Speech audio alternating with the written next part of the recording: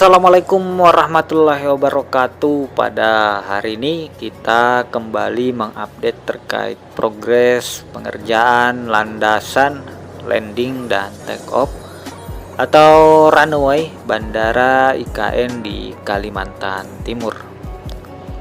Saat ini masih terus dikerjakan untuk area landasan pacu di Bandara IKN karena masih kurang sekitar 800 meter.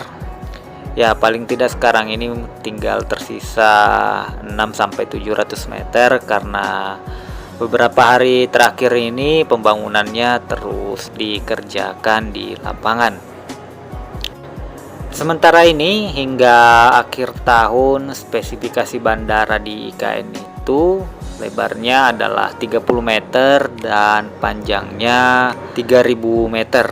Dan untuk saat ini yang selesai itu baru sekitar 2300 meter yang rampung dan sisanya masih terus dikerjakan.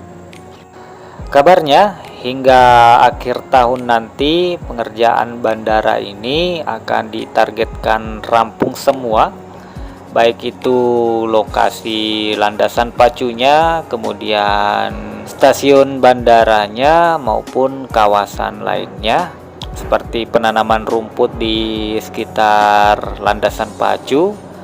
Karena kalau kita lihat kan pada saat dilakukan uji coba dan penggunaan bandara oleh Presiden Jokowi itu debunya kelihatan sangat banyak.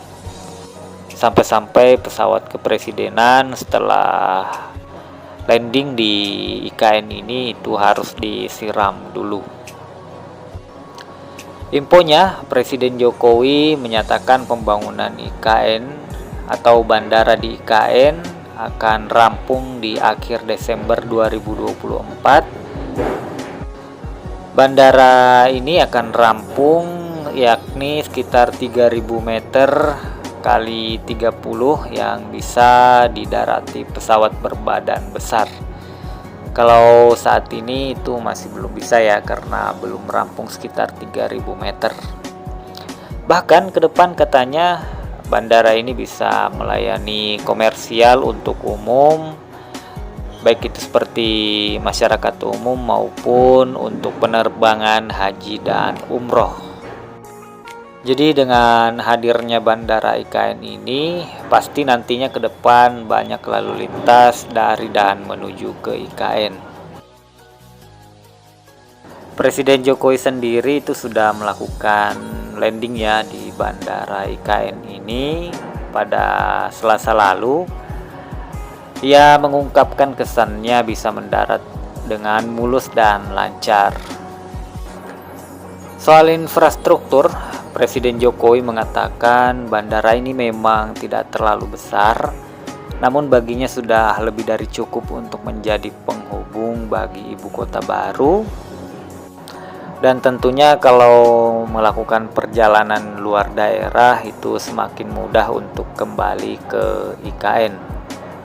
Selain itu, dari Menteri Pariwisata dan Ekonomi Kreatif, Sandiaga Uno menilai bahwa fungsi landasan pacu di Bandara VIP IKN yang bernama Nusantara Airport telah layak digunakan.